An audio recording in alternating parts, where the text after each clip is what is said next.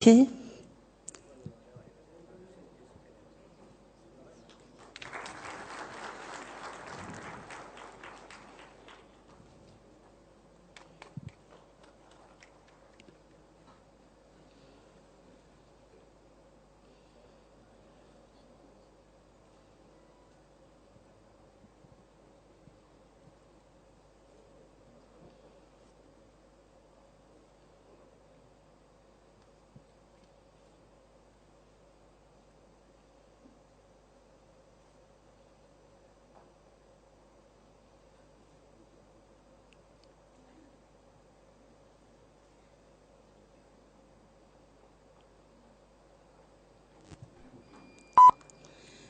આપ સૌ મહાનુભાવોને સ્થાન ગ્રહણ કરવા વિનંતી.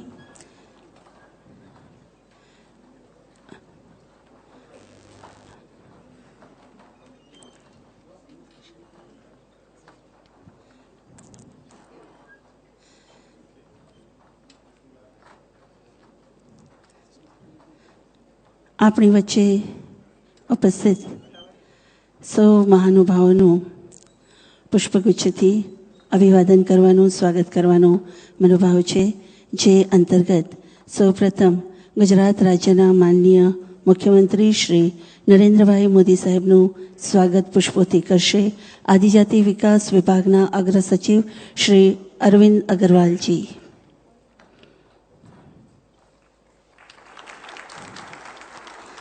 આપણી વચ્ચે ઉપસ્થિત નાણાં, આરોગ્ય અને વાહન વ્યવહાર ખાતાના માન્ય મંત્રી શ્રી નીતિનભાઈ પટેલ સાહેબનું સ્વાગત કરશે અધિક મુખ્ય સચિવ શ્રી વન અને પર્યાવરણ વિભાગ એચ.કે. દાસ સાહેબ.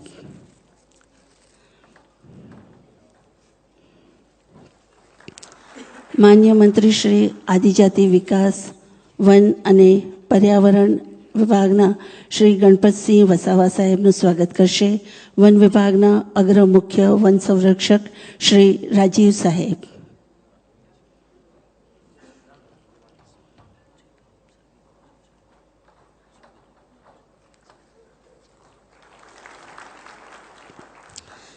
માન્ય મંત્રી શ્રી આયોજન વિભાગ શ્રી સૌરભભાઈ પટેલ સાહેબનું સ્વાગત કરવા હું કમિશનર આદિજાતિ વિકાસ માન્ય શ્રી આર.સી. મીના સાહેબને વિનંતી કરીશ.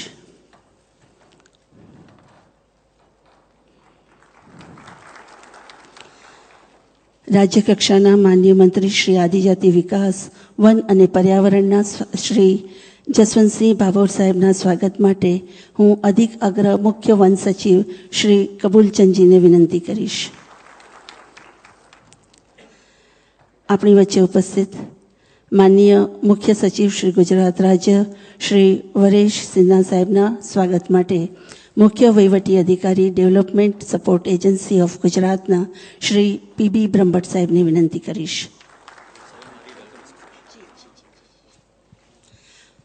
અને હવે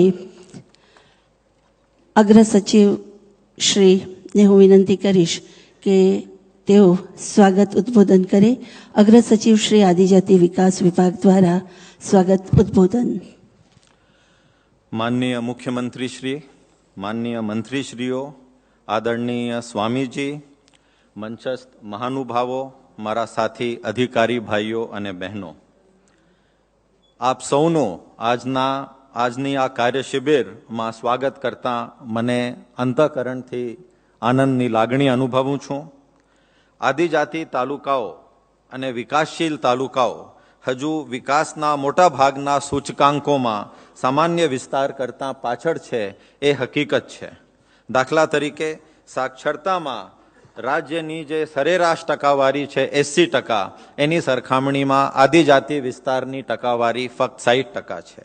એ જ રીતે ન્યુટ્રિશનમાં પણ એ જ પરિસ્થિતિ છે અને પછાતપણામાં પણ જે 41 તાલુકાઓ કોલગી સમિતિએ પછાત તાલુકાઓ તરીકે ગણ્યા છે એમાં 23 તાલુકા આદિજાતિ વિસ્તાર ના છે.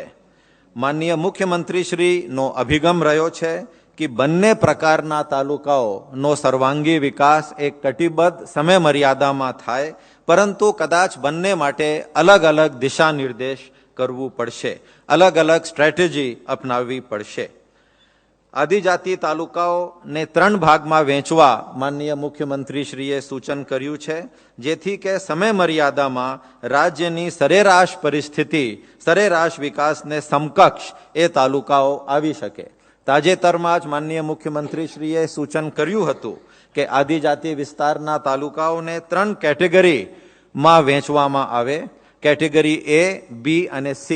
એમની ભૌગોલિક પરિસ્થિતિ અને વિકાસની પરિસ્થિતિ જોતા એમાં કેટેગરી A ને 6 થી 12 માસમાં, કેટેગરી B ને 12 થી 18 માસમાં, અને આ રીતે એમને સામાન્ય હરોળમાં આપણે પહોંચાડી શકીએ એની તાતી જરૂર છે. આ સમયમાં અન્ય તાલુકાઓના એટ પાર આ આદિજાતિ અને અણવિકસિત તાલુકાઓ કે પછાત તાલુકાઓ થવા જોઈએ. મોટા જેમ કે કોલગી સમિતિએ 44 જે સૂચકાંકો સ્વીકાર્યા છે માપદંડો, એમાં મોટા ભાગના માપદંડોમાં આ તાલુકાઓ રાજ્યના એવરેજ હરોળમાં આવી જાય. માનનીય મુખ્યમંત્રીશ્રીએ જ્યારે આ કાર્યશિબિર યોજવાનું સૂચન કર્યું હતું એમાં કેટલાક સ્પષ્ટ નિર્દેશો અને સૂચનાઓ આપી હતી જે આજની આ કાર્યશિબિરના સંચાલનમાં આપણને ખૂબ મદદરૂપ થશે. જેમ કે આ શિબિરમાં સમીક્ષા કરવા માટે આ જે તાલુકાઓ, પછાત તાલુકાઓ અને વિકાસશીલ અને આદિવાસી તાલુકાઓ છે એના વિકાસની સમીક્ષા કરવા માટેના માપદંડો નક્કી થાય, જેથી તમામ સ્તરે વૈજ્ઞાનિક ઢબે વિકાસ કાર્યોનું આયોજન થઈ શકે, ચાલુ કામોની સમીક્ષા થઈ શકે અને દૂરદૃષ્ટિ સાથે ભવિષ્યનું આયોજન આ તાલુકાઓ માટે થઈ શકે. વનબંધુ કલ્યાણ યોજનાથી આદિજાતિ વિસ્તારના વિકાસ માટેના એપ્રોચમાં મોટો ફેરફાર થયો છે. એક ક્રાંતિકારી અમે એમાં દિશા નિર્દેશ લાવ્યા છીએ એ હકીકત છે. તેનો અભ્યાસ કરી વનબંધુ કલ્યાણ યોજના ભાગ 1 એ 2007 થી 2012ની હતી. એનું ખૂબ સફળતાપૂર્વક આપણે કામ પૂરું કર્યું છે. એનું પ્રેઝન્ટેશન પણ આજે આપવામાં આવશે. પણ હવે વનબંધુ કલ્યાણ યોજના 2 બીજા ભાગને વધુ એમ્બિશિયસ બનાવવાની જરૂર છે. એ જ રીતે અત્યાર સુધી આદિજાતિ વિસ્તાર અને પછાત તાલુકાઓએ શું હાંસલ કર્યું અને આપણે શું કરવા માંગીએ છીએ એનું સુવ્યવસ્થિત આયોજન થાય. તાલુકા લેવલે, તાલુકા લેવલે, જિલ્લા લેવલે અને રાજ્ય લેવલે એનાથી આપણું વિઝન નક્કી થાય એ પણ કરવાની જરૂર છે. છેલ્લે આધુનિક ઢબે વિકાસલક્ષી યોજનાઓ તૈયાર કરવી અને કન્વર્જન્સ કરવું એ વનબંધુ કલ્યાણ યોજનાનો મુખ્ય હાર્દ છે. એમાં નવા આઈડિયાઝ મળે, નવા વિચારો મળે, જેથી વધુ સારી રીતે આપણે એને આગળ લઈ જઈ શકીએ. તે માટે આજની આ કાર્યશિબિર આપણે યોજી છે. અને last but not the least, વહીવટમાં ગુડ ગવર્નન્સમાં સુધારો લાવવો એ માનનીય મુખ્યમંત્રીશ્રીની આપણા રાજ્ય માટે છેલ્લા 12 વર્ષથી સતત પ્રયત્નો રહ્યા છે. એની ચર્ચા વિચારણા કરી એક વિઝન સાથેનું આપણે આયોજન કરીએ. આ કાર્યશિબિરમાં આપ સૌએ પધાર્યા છો. આપનું ફરીવાર સ્વાગત કરીને હું વિરમું છું. આભાર. આજની આ કાર્યશાળામાં આપણી વચ્ચે ઉપસ્થિત મહાનુભાવોમાંથી ઉદ્બોધન માટે હું સૌ પ્રથમ વિનંતી કરીશ માન્ય મંત્રીશ્રી વન, પર્યાવરણ, આદિજાતિ કલ્યાણ, મહિલા અને બાળ વિકાસ તેમજ સંસદીય બાબતોના માન્ય મંત્રી શ્રી ગણપતસિંહ વસાવા સાહેબને વિનંતી કે તેઓ કાર્યશાળાને ઉદ્બોધન કરે.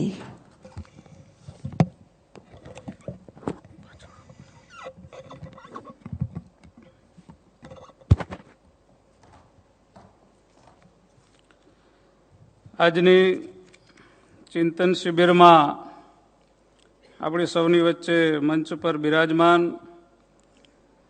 ગુજરાત રાજ્યના વિકાસ પુરુષ, આપણા સૌના લોકલાડીલા માન્ય મુખ્યમંત્રી શ્રી નરેન્દ્રભાઈ મોદી સાહેબ, મારા મંત્રીમંડળના સાથીઓ, રાંચીથી પધારેલા પરમ પૂજનીય સ્વામી સસાકાનંદજી, ગુજરાત રાજ્યના મુખ્ય સચિવશ્રી, અધિકારી મિત્રો, આપ સર્વનું હું હાર્દિક સ્વાગત કરું છું.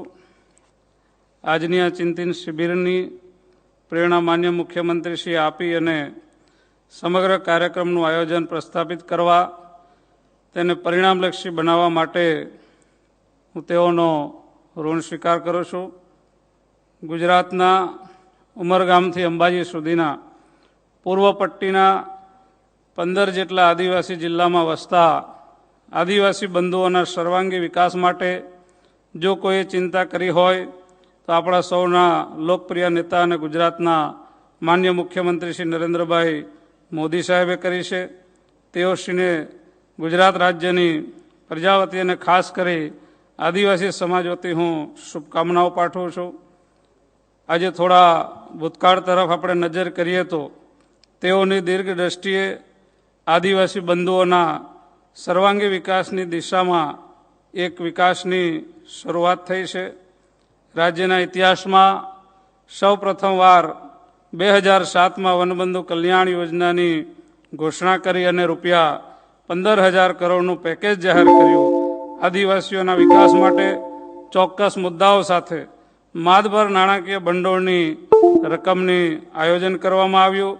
વનબંધુ કલ્યાણ યોજના 10 મુદ્દાઓના કાર્યક્રમના અમલીકરણથી એક પછી એક વર્ષોમાં આદિવાસીઓના વિકાસમાં જાણે સોનાનો સૂરજ ઉગ્યો. 11મી પંચવર્ષીય યોજનાના અંતે 15,000 કરોડ રૂપિયાના બદલે રૂપિયા 17,000 કરોડથી પણ વધુ વિકાસના કામો આપણે કરવામાં સફળ થયા છે. રાજ્ય સરકારે 12મી પંચવર્ષીય યોજના માટે આ કાર્યક્રમને પૂરા વેગથી ચાલુ રાખવા દ્રઢ સંકલ્પ સાથે વનબંધુ કલ્યાણ યોજના ફેઝ 2 માટે રૂપિયા 40,000 કરોડનું જંગી પેકેજ જાહેર કરેલ છે. આ યોજના અંતર્ગત 2012-13માં રૂપિયા 6,613 કરોડ, ચાલુ વર્ષે 13-14માં રૂપિયા 7,103 કરોડની સ્પષ્ટ જોગવાઈઓ બજેટમાં કરવામાં આવી છે. માન્ય મુખ્યમંત્રીશ્રીના એક પછીના એક ક્રાંતિકારી પગલાંથી ચોક્કસ વિકાસ કરવાની દિશાસૂચ સાથે આદિવાસી વિસ્તારો અને તેમાં વસતી પ્રજાના સર્વાંગી વિકાસ માટે ભાવિ આયોજનની વિચારણા હાથ ધરવામાં આવી છે. માન્ય નરેન્દ્રભાઈના ગુજરાતના વિકાસને દેશભરમાં આજે ચર્ચા થઈ રહી છે. ગુજરાત દેશના વિકાસનું રોલ મોડલ બન્યું છે. આપ સૌની ઉપસ્થિતિમાં મને જણાવતા આનંદ થાય છે કે આદિજાતિ જિલ્લાઓના અને કોલગી સમિતિએ સૂચવેલા 30 જેટલા વિકાસશીલ તાલુકામાં જેમાં મહત્તમ આદિજાતિ તાલુકાનો સમાવેશ થાય છે. તે તાલુકામાં વણથંભી વિકાસ યાત્રા અને આગામી વર્ષોમાં કેવા પ્રકારના કાર્યક્રમોનું યોજનાઓનો અગ્રતા આપવી અને આ કાર્યક્રમોથી આદિવાસી સમાજ વિકાસિત તાલુકામાં વસતા લોકોને તેમના અધિકારો પ્રાપ્ત થાય અને આ વિકાસ મહાયજ્ઞમાં તેઓ કેવી રીતે ભાગીદાર બને તે દિશામાં ચિંતન કરવા અને સશક્તિકરણ કરવા માટે જુદા જુદા વિષયો પર આજે ચર્ચા વિચારણા હાથ ધરવામાં આવનાર છે. ગુજરાત રાજ્યમાં વન વિભાગ પણ લગભગ 11.14% જેટલો છે અને આ વનોની જાળવણી કરવા માટે પણ લગભગ આપણે 3,200 જેટલી વન સમિતિઓ બનાવી છે અને એમાં ખાસ કરીને આદિવાસી બહેનોનું ખૂબ મોટું એમાં યોગદાન છે. 80,000 જેટલા આદિવાસી બહેનો એમાં ભાગીદાર બન્યા છે અને આ યોજના થકી એમના માટે આજીવિકા પણ ઊભી થાય છે. જંગલની જમીન ખેડતા આદિવાસી બાંધવોને વન અધિકાર અધિનિયમ 2006 હેઠળ વ્યક્તિગત દાવાઓ, સામૂહિક દાવાઓ અને આંતરમાળખાકીય સુવિધાના દાવાઓમાં મંજૂરીની સંખ્યામાં ગુજરાતે નોંધનીય કામગીરી કરેલ છે અને હાલમાં જ માન્ય મુખ્યમંત્રીશ્રીના હસ્તે તાજેતરમાં 15,000 લાભાર્થીઓને અધિકારપત્રો આપ્યા છે અને આવનારા દિવસોમાં હજુ પણ અધિકારપત્રો આપવાનું સરકારશ્રીનું આયોજન છે. ત્યારે આજની આ ચિંતન શિબિર કાર્યક્રમમાં આપ સૌ ભાગ લઈને પૂરા ઉત્સાહથી પોતાના વિચારો, અભિપ્રાયો રજૂ કરશો તેવી આશા રાખું છું અને આ પ્રસંગે માન્ય મુખ્યમંત્રીશ્રીએ તેઓના વસ્ત કાર્યક્રમમાંથી પણ સમય આપીને ઉપસ્થિત રહી સૌનું માર્ગદર્શન પૂરા પાડવાના છે. ત્યારે આપ સૌનો હું દૃઢ સંકલ્પ અને તેમના જે કંઈ સૂચનો મળે એ આપણે અભિભૂત કરીશું એવી શુભેચ્છા વ્યક્ત કરું છું. જય જય ગરવી ગુજરાત, જય જય ગરવી ગુજરાત.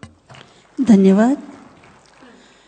આપણી વચ્ચે ઉપસ્થિત માન્ય મંત્રી શ્રી આયોજન વિભાગ માન્ય શ્રી સૌરભભાઈ પટેલ સાહેબને હું ઉદ્બોધન માટે વિનંતી કરીશ.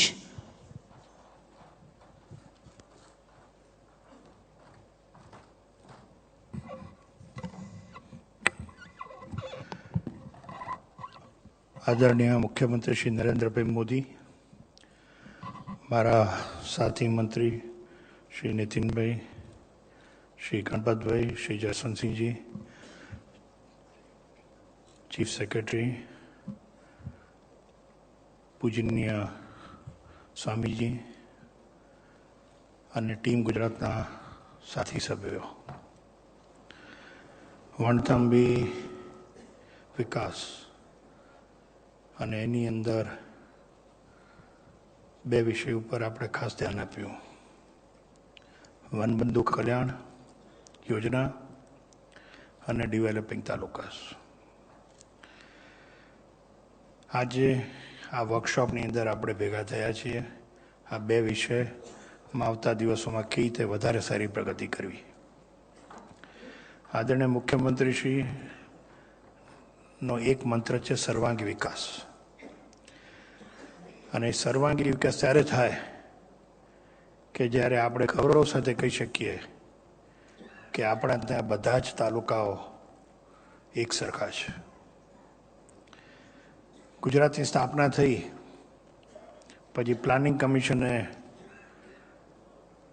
કયા તાલુકા પાછળ છે એવા અંડર ડેવલપ તાલુકાની યાદી બનાવી, હાથી સમિતિએ બનાવી, ડૉક્ટર આઈજી પટેલ સમિતિએ બનાવી અને કોલગી સમિતિએ બનાવી. અનફોર્ચ્યુનેટલી આ બધામાં 18 તાલુકા હજુ કોમન રહે છે કે આપણે આટલા વર્ષોમાં આ તાલુકાને આપણે બહાર નથી કાઢી શક્યા.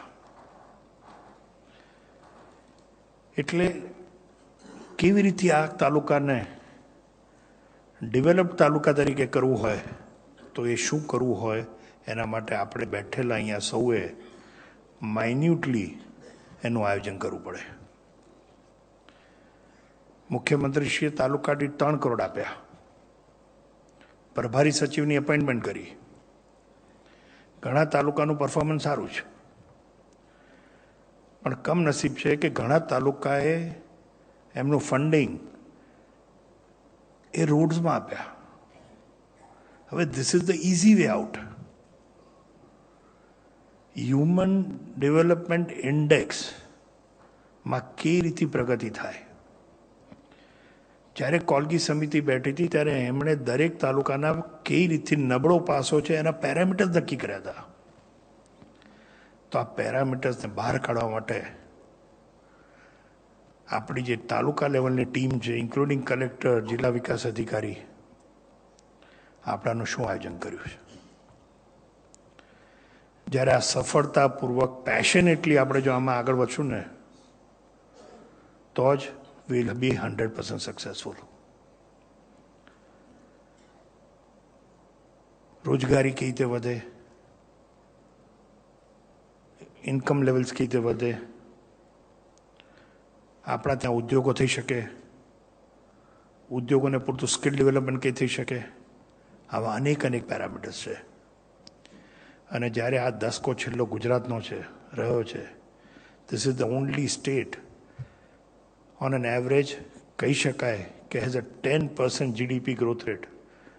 અને આ દેશમાં કોઈ નથી અને hardly any countries in the world can proudly સે કે we have a 10% growth rate in last 1 decade. આવું આપણને સરસ માર્ગદર્શન મળ્યું છે. તો આપણે આવતા દિવસોમાં જે ટીમ ગુજરાત છે એનો ટીમ તાલુકો બનાવીએ અને આવતા દિવસોમાં સરકારના બજેટમાં બી તમારા તરફથી શું હોવું જોઈએ આઈડેન્ટિફાઈ કરવું પડે. વિભાગને સૂચન કરવું પડે કે ભાઈ અમારા બજેટમાં હોવું જોઈએ. અને એ જ્યારે આપણે કહીશું, ડિફાઇન કરીશું, વિભાગને સમજાવીશું કે આ અમારા પેરામીટર્સ છે બહાર કાઢવાના, તો જ આપણને સફળતા મળશે.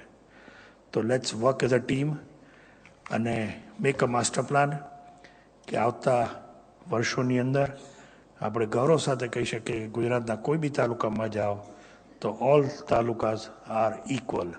And if you want to make it equal, the percentage of growth in these talukas એ રાજ્યના ગ્રોથ કરતાં હાયર હોવો જોઈએ.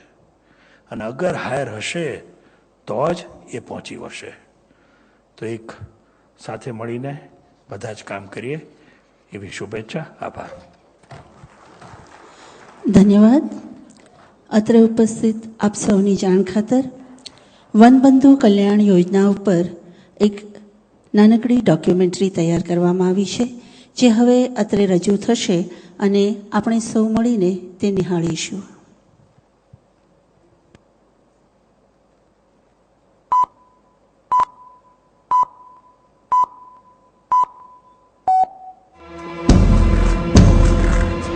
આ છે ગુજરાતનો અંબાજીથી લઈને ઉમરગામ સુધીનો લાંબો આદિવાસી પટ્ટો. અહીંની કુલ વસ્તી 90 લાખ. અહીંયા વસતા લોકો મુખ્યત્વે આદિવાસીઓ અને આદિમ જાતિઓ. 2001ની સરખામણીએ અહીંયા પાણી, રસ્તા, ખેતી, તાલીમ, રોજગાર, શિક્ષણ, આરોગ્ય બધા ક્ષેત્રોમાં ઘણું બધું બદલાયું છે. કારણ કે પહેલીવાર રૂપિયા 15,000 કરોડના જંગી ખર્ચે ખાસ રાજ્યના આદિવાસીઓ માટે ઘડવામાં આવી ક્રાંતિકારી વનબંધુ યોજના, જેમાં વિકાસ કાર્યોએ વેગ પકડતા વધારાના 2,247 કરોડની રકમ ઉમેરીને રૂપિયા 17,247 કરોડની આ યોજનાને પરિણામ સુધી લઈ ગયા, જેના પરિણામો આજે ગામે ગામ જોવા મળે છે. आदिवासियों के कल्याण के लिए आजादी के बाद इतने रुपये खर्च किए गए, परिवर्तन क्यों नहीं आता है? स्थिति में बदलाव क्यों नहीं? रुपये तो जा रहे हैं. उस सारी चीजों को स्टडी किया. उसके बाद हमने हमारे कुछ यूनिवर्सिटीज ने ट्राइबल के संबंध में भिन्न भिन्न प्रकार की रिसर्च की. ट्राइबल एजुकेशन के संबंध में, ट्राइबल कस्टम के संबंध में, ट्राइबल की फूड हैबिट्स के संबंध में कई प्रकार की रिसर्च. मित्रों, कहाँ टैलेंट है उसको हमने उसको खोजा ढूंढा. हमारे ध्यान में बहुत सी बातें आई और उसमें से हमारे यहाँ एक वन बंधु कल्याण योजना का एक पूरा पैकेज आया. एक कॉम्प्रिहेंसिव इस प्रकार के विजन के साथ बजट को जोड़ करके काम में लगाया है. देख रहा हूं मित्रों, जो परिवर्तन हम 50 साल में नहीं ला पाए, वो परिवर्तन हम 10 साल में हमारे आदिवासी. અહીંયા એક નાનકડા ગામમાંથી આવેલી આ વર્ષા રાવત આજે શહેર જેવી જ એક મોટી નિશાળમાં ભણે છે. અને આ એ જ જડીબેન વસાવા છે, જેમના દૂધ ઉત્પાદનો આજે છેક વિદેશો સુધી પહોંચ્યા છે. એક વખતના સાવ પછાત ગણાતા આ આદિવાસીઓને વિકાસની મુખ્ય ધારામાં કોણે જોડ્યા? તમે જ આદિવાસીઓના જીવનમાં ખુશીઓનો બીજારોપણ કર્યો વનબંધુ યોજનાના 10 મુદ્દાના કાર્યક્રમ દ્વારા. પહેલીવાર આદિવાસી ખેડૂતોની આવક બમણી કરવા માટે ખેતીની ઉત્પાદકતા અને અવસર બંને વધારવામાં આવ્યા. આ પહાડી વિસ્તારોમાં સિંચાઈની સુવિધાઓ ઊભી કરવી એ બીજા વિસ્તારો જેટલું સરળ ને સીધું કામ નથી. પણ આ પડકારને સ્વીકારીને 9,389 હેક્ટર્સ જમીન વિસ્તારોને લિફ્ટ ઇરિગેશન એટલે કે ઉદ્વહન સિંચાઈ હેઠળ આવરી લેવામાં આવ્યા. આજે આદિવાસી ખેડૂતોને ઊંચી ગુણવત્તાના બિયારણો મળતા થયા છે. પહેલીવાર જમીનોના સોઇલ હેલ્થ કાર્ડ્સ બન્યા છે. આજે હાઇબ્રિડ મકાઈ, તુવેર, રાયડો, બટાકા અને બીટી કપાસનું લગભગ બમણું ઉત્પાદન શક્ય બન્યું છે. વન અધિકાર અધિનિયમ અંતર્ગત 58,000 જેટલા વ્યક્તિગત દાવા અને 3500 જેટલા સામૂહિક દાવા મળીને આશરે 61,500 લાભાર્થીઓને જમીનના અધિકાર આપ્યા છે. કિસાનોની પ્રતિ એકર આવક રૂપિયા 10,000થી વધીને સીધી બમણી એટલે કે રૂપિયા 20,000 થઈ છે.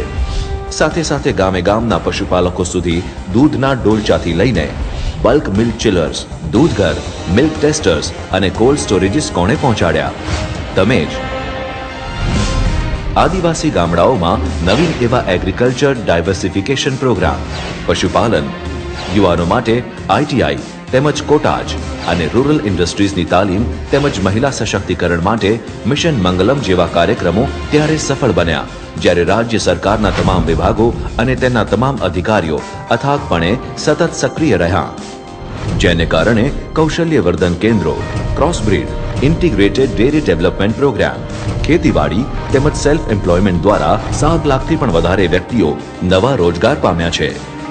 આજે એક સામાન્ય આદિવાસીની જિંદગીનું મૂલ્ય વધારનાર કોણ? તમે. 30 લાખથી વધારે લોકોની તપાસ હાથ ધરી આદિવાસીઓના ઘર ઘરમાં ઘર કરી ગયેલા રોગ સિકલ સેલ એનિમિયાને જડમૂળમાંથી નાબૂદ કર્યો. આ વિસ્તારોમાં ચિરંજીવી યોજના હેઠળ સ્ત્રી રોગ નિષ્ણાતો દ્વારા 4.54 લાખ સુરક્ષિત પ્રસૂતિઓ કરવામાં આવી. આજે 11 જિલ્લાઓમાં 30 CDNC એટલે કે બાળ વિકાસ અને પોષણ કેન્દ્રો કાર્યાત્મક છે. આજે બાળ સખા યોજના અંતર્ગત 93,000થી વધારે આદિજાતિ બાળકોને સમયસર સારવાર આપીને નવજીવન આપવામાં આવ્યું. આજે જો 2 લાખથી પણ વધારે બાળકો દૂધ સંજીવની યોજનાનો લાભ લઈને એક તંદુરસ્ત ભવિષ્ય તરફ વધી રહ્યા છે તો એનો શ્રેય પણ જાય છે તમને જ. વર્ષોના પરિશ્રમને કારણે આજે ગુજરાતના આદિવાસી પટ્ટામાં સ્ત્રી સાક્ષરતા દર 36% પરથી 51% પર પહોંચ્યો છે. હવે આદિવાસી વિદ્યાર્થીઓને પણ શહેરો સમકક્ષ ગુણાત્મક શિક્ષણ મળે તે માટે રચના કરવામાં આવી છે સમરસ છાત્રાલયો, આદર્શ કન્યા નિવાસી શાળા તથા એકલવ્ય જેવા આવાસી વિદ્યાલયોની તેમજ આર્ટ્સ, સાયન્સ અને કોમર્સના નવા શૈક્ષણિક એકમોની. આજે આદિવાસી બાળકોની પ્રતિભાને બહાર લાવી રહ્યું છે ટેલેન્ટ પૂલ. હવે આદિવાસી વિસ્તારોમાં પણ સ્થપાઈ રહી છે મેડિકલ, એન્જિનિયરિંગ, પોલિટેકનિક, નર્સિંગ, આયુર્વેદિક કોલેજો અને ITIs. હવે આદિવાસી બાળકો પણ વિદેશમાં જઈને અભ્યાસ કરી શકે છે અને આંતરરાષ્ટ્રીય કક્ષાએ પોતાનું નામ ઉજાળી રહ્યા છે. 31 જેટલા આદિવાસી યુવાનો મિડલ ઈસ્ટ દેશોમાં આજે ₹35,000 કરતાં પણ વધારે પગારની નોકરીઓ કરી રહ્યા છે. હવે અહીંયા શિક્ષણના પ્રવાહની જેમ જ છેક રસોડા સુધી શુદ્ધ જળ પ્રવાહ પણ પહોંચ્યા છે. 2001માં અહીંયા માત્ર 3.9% ઘરોમાં પાણીના ઘરગથ્થુ જોડાણો હતા અને તે આજે 46% ઘરો સુધી પહોંચ્યા છે અને આખા આદિવાસી વિસ્તારોને 12માસી રસ્તાઓથી જોડ્યા છે. આજે દૂર દૂરના તમામ આદિવાસી ગામોને 3 ફેઝ અવિરત વીજ પુરવઠા સાથે જગમગતા કર્યા છે જ્યોતિગ્રામ યોજનાએ. 2 લાખથી વધારે આદિવાસી ઘરોને આપ્યા છે વિના મૂલ્યે નવા વીજ જોડાણો. 949 પેટા પરાનું થયું છે વીજળીકરણ. હવે આ વિસ્તારોમાં પણ સક્રિય થયા 64 સબસ્ટેશનો. કુટીર જ્યોતિ યોજના હેઠળ 1.79 લાખ ઘરોને મળી છે વીજળી અને 83,352 પંપ સેટ થયા છે કાર્યરત. ખૂબ જ અંતરિયાળ વિસ્તારોમાં પણ વૈકલ્પિક ઉર્જા તરીકે સૌર ઉર્જાની વ્યવસ્થા કરવામાં આવી છે. હવે અવિરત વીજળીની ઉપલબ્ધિથી ભણતર, ઉદ્યોગો, ખેતી, સિંચાઈ આ બધા ક્ષેત્રોના વિકાસને પણ નવી ગતિ મળી છે. આજે આશરે 4 લાખ જેટલા ઘર વિહોણા આદિવાસીઓના માથે પાકી છત તમે જ બાંધી છે. ગુજરાતના 90 લાખ આદિવાસીઓને ઉચ્ચ જીવન ધોરણની સાથે અભૂતપૂર્વ આત્મવિશ્વાસ પહોંચાડનાર પણ બીજું કોઈ નહીં, તમે જ છો. એટલે કે સરકારના સારથી. પરિવર્તન માટેની એ જ મજબૂત ઈચ્છા શક્તિ, દ્રઢ મનોબળ અને 2020 માટેના મહત્વકાંક્ષી દ્રષ્ટિકોણ સાથે આવનારા 5 વર્ષમાં ₹40,000 કરોડની વિપુલ રાશિ દ્વારા ગુજરાતના આદિવાસીઓના જીવનને હજુ વધારે ઊંચાઈએ દોરી જશે આ ટીમ ગુજરાત એટલે કે તમે.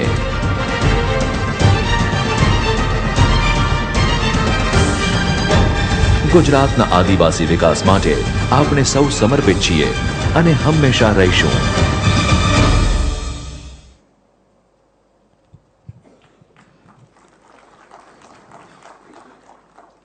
આ ડોક્યુમેન્ટરી ફિલ્મ પછીથી આપણી વચ્ચે ઉપસ્થિત સમગ્ર ગુજરાતના લોકલાડીલા માન્ય મુખ્યમંત્રી શ્રી નરેન્દ્રભાઈ મોદી સાહેબને ઉદ્બોધન માટે વિનંતી કરીશ. માન્ય મુખ્યમંત્રી શ્રી.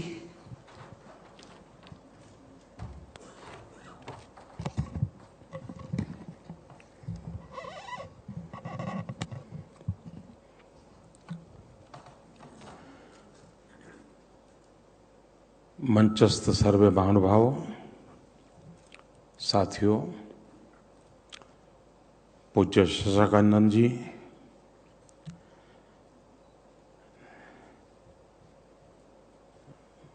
આજે આપણને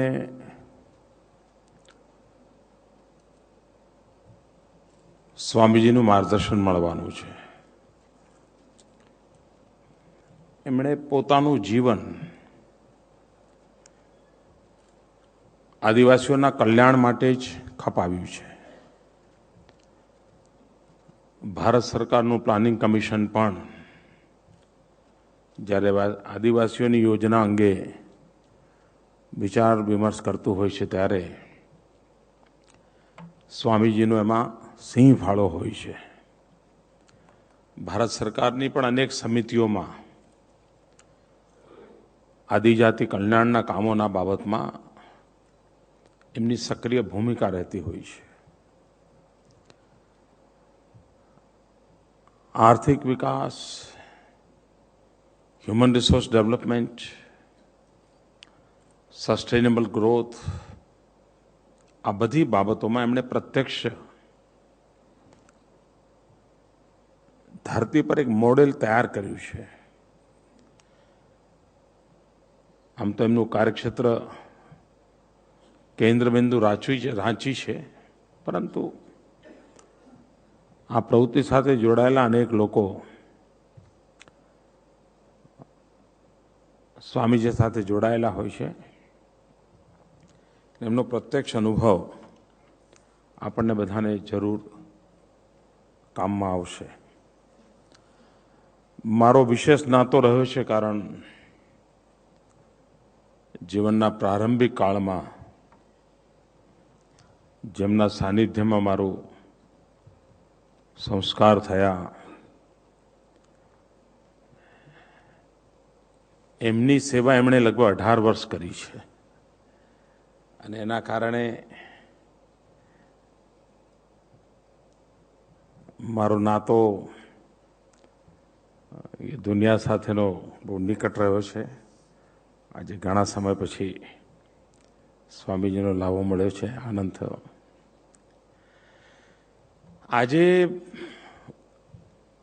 એવા બધા કલેક્ટર ડીડીઓ પણ અહીંયા છે કે જેમને આદિવાસી કામ સાથે કંઈ લેવા દેવા નથી. એ જે ક્ષેત્રમાં કામ કરે છે ત્યાં આદિવાસી લોકો નથી, પણ એમને એટલા માટે બોલાવ્યા છે કે આપણે ત્યાં ગમે ત્યારે ગમે તેની ગમે ત્યાં બદલી થતી હોય છે. પછી એમને ફરીથી ભણાવવા એના કરતાં બધાને સબ બંદર કે વેપારી તૈયાર કરવા સારા. એટલે બીજા કોઈ એકદમ ગભરાવાની જરૂર નથી કે મારી આજે ને આજે બદલી થઈ જશે. પણ એવું ન થાય કે આ બધા વિષયો સાથે મારે સંબંધ નથી એટલે હું પછી ડિસિપ્લિનને ખાતર શરીરથી બેઠો હોઉં, પણ મનથી તો વિચાર કરતો હોઉં કે હું જિલ્લામાં પેલું કામ સોંપીને આવ્યો છું, થયું હશે કે નહીં થયું હશે, પેલા ભાઈએ કર્યું, એ બધું હમણાં ભૂલી જાઓ. હમણાં તમે માનીને ચાલજો કે તમારે પણ હવે આમાં જ કામ કરવાનું છે. તો તમે મનથી આમાં જોડાઈ શકશો, કોન્ટ્રીબ્યુટ કરી શકશો. સચિવોનું પણ એવું જ હોય છે. એમને પણ કંઈ બદલી નથી થતી એવું નહીં. એના કારણે એ પણ બધા આજે પ્રત્યક્ષ આ ક્ષેત્રમાં નહીં હોય, પણ એમને પણ આમાં જોડ્યા છે. બીજી આપણી મૂળ બાબત આ છે કે ભાઈ, જ્યારે આપણે ગુજરાતનો વિચાર કરતા હોઈએ ત્યારે સમગ્ર બાબતોનો એક એવો ઇમ્પેક્ટ ઊભો થાય કે આખું ગુજરાત આપણું આગળ વધે. આપણે જો ટીકડાઓમાં વિચાર કરીએ તો આપણું ગુજરાત પ્રગતિ ન કરી શકે.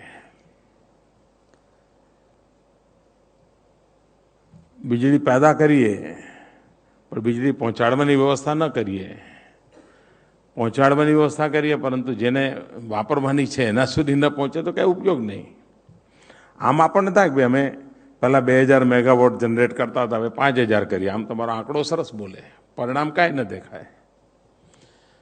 તો આ ખૂટતી કડીઓ કેમ જોડવી? એ જ રીતે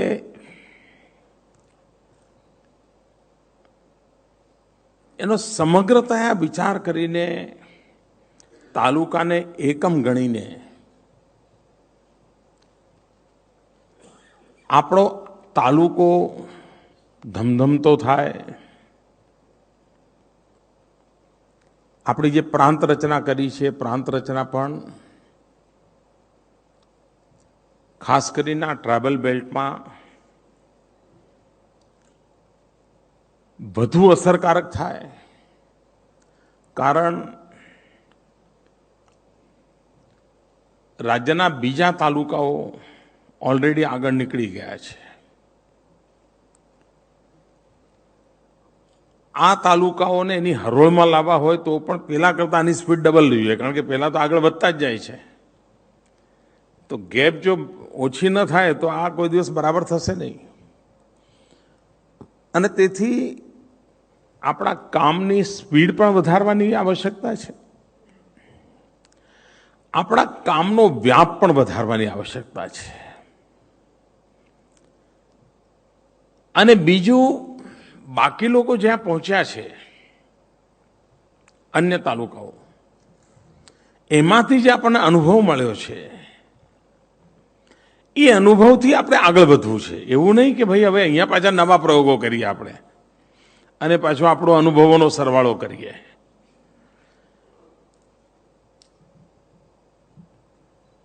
આટલું બધું બજેટ ખર્ચાતું હોય, બાય એન્ડ લાર્જ સંતોષી સમાજ હોય, ત્યાં કોઈ બધા રોજબરોજના આંદોલનો ના હોય.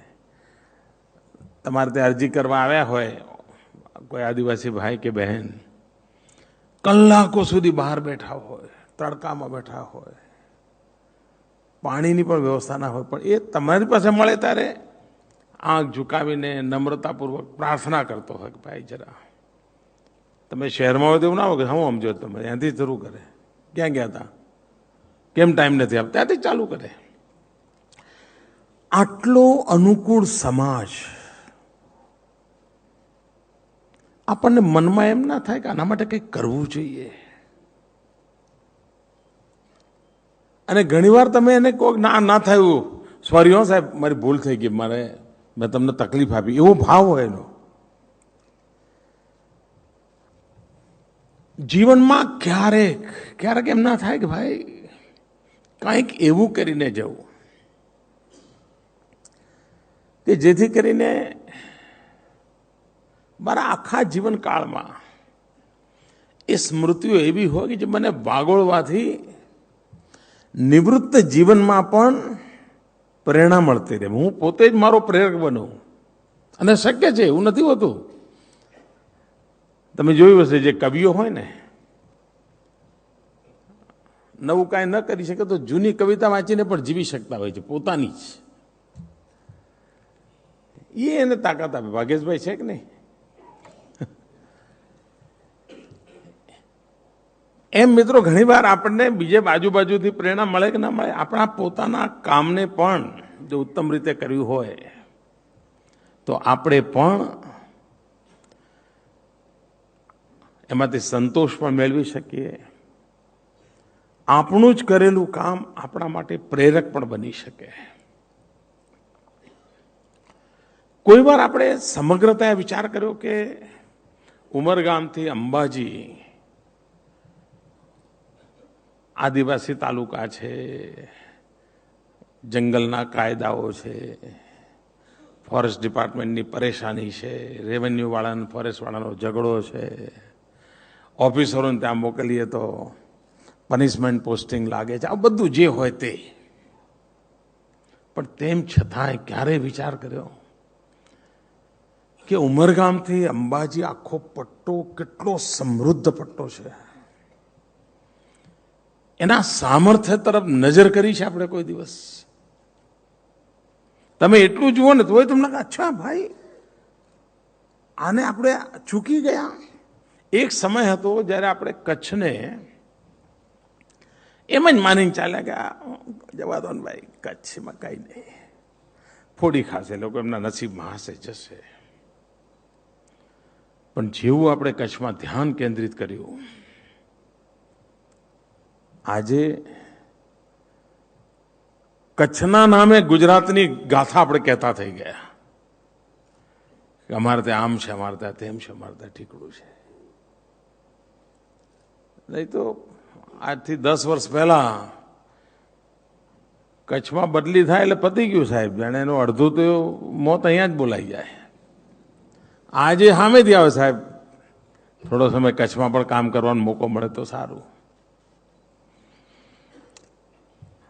તદ્દન તરછોડાયેલ, તદ્દન ઉદાસીન, ઉપેક્ષિત કચ્છનો જિલ્લો આખા ગુજરાતની વિકાસ યાત્રાનું એક સક્ષમ પાસું બની શકે તો ઉમરગામથી અંબાજી આ આદિવાસી પટ્ટો કેમ ના બની શકે? ત્યાં શું નથી મિત્રો? આપણા ત્યાં ટુરિઝમ ડિપાર્ટમેન્ટ કામ કરે છે, અહીંયા છે ટુરિઝમના અધિકારીઓ હશે. આપ વિચાર કરો, ગુજરાતમાં એક નવા પ્રકારના ટુરિઝમની સંભાવનાઓ આ પટ્ટામાં કેટલી પડી છે. તમે ઉમરગામ આદિવાસી તાલુકો ગણો તો એની પાસે દરિયો પણ છે.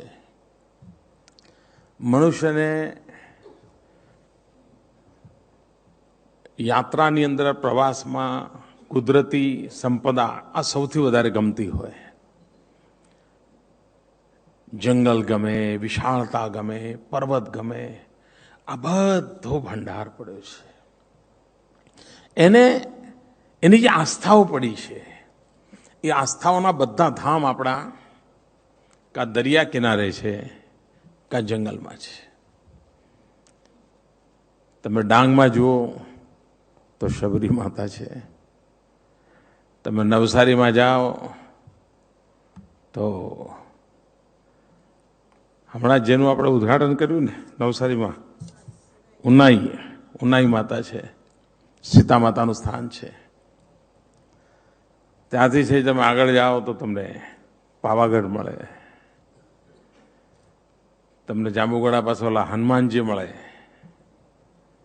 જેના માટે આપણે ફોરેસ્ટ ડિપાર્ટમેન્ટ જોડે લડીને રસ્તો ખોલાયો. સુરતમાં જંગલોમાં તમને અંબા માતા મળે, પાવાગઢમાં મહાકાલી મળે, ખેડ બ્રહ્મામાં સમગ્ર દેશમાં એકમાત્ર બ્રહ્માનું મંદિર એ ખેડ બ્રહ્મામાં મળે, અંબાજી તીર્થ ક્ષેત્ર મળે. એક જ પટ્ટી પર, અને અહીંયા આખા ગુજરાતના અંદર જેટલા યાત્રિકો આવતા એના કરતાં અડધા કરતાં વધારે આ એક જ પટ્ટામાં આવે છે. આપણે કોઈ દિવસ એનો વિચાર કર્યો? અને કેટલાક સ્થાન તો એવા છે કે જ્યાં માનો તમે ડેડિયાપાડાની બાજુ જાઓ તો લગભગ મહારાષ્ટ્ર અને મધ્યપ્રદેશ ત્યાંના એટલા બધા યાત્રીઓ આવે છે. કયું સ્થાન છે? હા, દેવમોગરા. જેટલું મહાત્મય શિરડી સાંઈબાબાનું છે એટલું જ દેવમોગરાનું છે. જો શિરડી મહારાષ્ટ્રના એક પટ્ટાની આર્થિક પ્રવૃત્તિનું કેન્દ્ર બની શકે તો દેવમોગરા કેમ ના બની શકે? આપણે આનો જો સહેજ વિચાર કરીએ તો આપણા ધ્યાનમાં આવશે કે હા ભાઈ, આ આપણી શક્તિઓ પડી છે જેના તરફ આપણું ધ્યાન, આપણને આમ ખબર છે અંબાજીનું મહત્વ છે, બાકી બધું ખબર છે, પણ કોઈ ચીજ એમ વિચાર કર્યો કે જે ટ્રાઇબલની વચ્ચે અંબાજી માતા બેઠા છે એ ટ્રાઇબલના કલ્યાણ માટે આ જગ્યાનો ઉપયોગ થાય કોઈ દી? આ જોડવા વાળો વિષય છે અને આને સહેજ લિંક કરીએ આપણે. એ જ રીતે તમે જુઓ કે આ ગુજરાતમાં જેટલું મહાત્મા કરમસદનું છે, પોરબંદરનું છે, એટલું જ પણ જે ઉપેક્ષિત છે. તમે વિચાર કરો, જાંબુગોડા એની બાજુમાં 1857માં નાયકા કોમના લોકો આઝાદીના જંગમાં એમને ફાંસીએ ચડાવવામાં આવ્યા. તમે પંચમહાલમાં જાઓ તો માનગઢ, ગોવિંદ ગુરુ, જલિયાવાલા બાગ જેવી ઘટના ત્યાં ઘટેલી, જે આપણે હવે સ્મારક બનાવ્યું છે. દેશની આઝાદી માટે આદિવાસીઓનું બલિદાન કેટલી મોટી ગાથા છે. તમે વિજયનગરના જંગલોમાં જાઓ તો પાલ ચિતરિયા, આદિવાસીઓની કેટલી મોટી શહાદત. આ રાજ્યના કેટલી શાળાઓ હશે કે જેને આ ખબર હશે કે ભાઈ આ લોકો છે જેમના ત્યાગ, તપસ્યા, બલિદાનને કારણે આજે હું સુખભર્યું જીવન જીવી શકું છું. ચાલો એકવાર તો જવું. શિક્ષણ વિભાગને ક્યારે વિચાર આવ્યો? ત્યાં રહેનારા આપણી જવાબદારી સંભાળને એને વિચાર આવ્યો કે ભાઈ મારી કોશિશ રહે કે હું પંચમહાલ જિલ્લામાં છું, પંચમહાલ જિલ્લાની શાળાઓ તો કમસે કમ માનગઢ જોઈ આવે, એ તો જુએ એનો ઇતિહાસ. પોરબંદર વાળાને ગાંધીજી જેટલી આદરપૂર્વક જુએ એટલું એને કોઈ વાર થાય કે ચલો ભાઈ ગોવિંદ ગુરુ કોણ હતા, કોણે બલિદાન આપ્યું હતું. આપણે ત્યાં ઇકો ટુરિઝમ માટે કેટલાક લોકોએ પ્રાઇવેટ ઇનિશિયેટિવ લીધા છે, જેના કારણે ઇકો ટુરિઝમના માટેના થોડા રિસોર્ટ વગેરે વડોદરા આસપાસના જંગલોમાં થોડા બન્યા છે. લોકો આવે છે બહારથી, વિદેશના લોકોના બુકિંગ હોય છે. આપણા લોકોને ખબર, અહીંયા ખારાગોડામાં નાના મોટા ઝૂંપડા લોકોએ ઊભા કર્યા, વિદેશોનું 12 મહિના બુકિંગ હોય છે. ઇકો ટુરિઝમ આખા કન્સેપ્ટ ડેવલપ કરીને adventure tourism, rough and tough life, આજની જે યુવા પેઢી છે એને સાહસ, કષ્ટ આ ગમતું હોય છે. આપણો ભ્રમ છે એમની માનસિકતાની બાબતમાં એનાલિસિસ કરવામાં. એને સાહસ ગમતું હોય છે અને રફ એન્ડ ટફ લાઈફ ગમતી હોય છે. એના માટે થઈને કોઈ એવી વ્યવસ્થાઓ વિકસાવી શકાય કે જેના કારણે આપણો આ પૂર્વ પટ્ટો આર્થિક પ્રવૃત્તિનું કેન્દ્ર બને. આપ વિચાર કરો, આજે ઓર્ગેનિક ફાર્મિંગ અને ઓર્ગેનિક ફળફળાદી, શાકભાજી કે અનાજ સમગ્ર વિશ્વમાં એના માટેનું એક આકર્ષણ ઊભું થયું છે.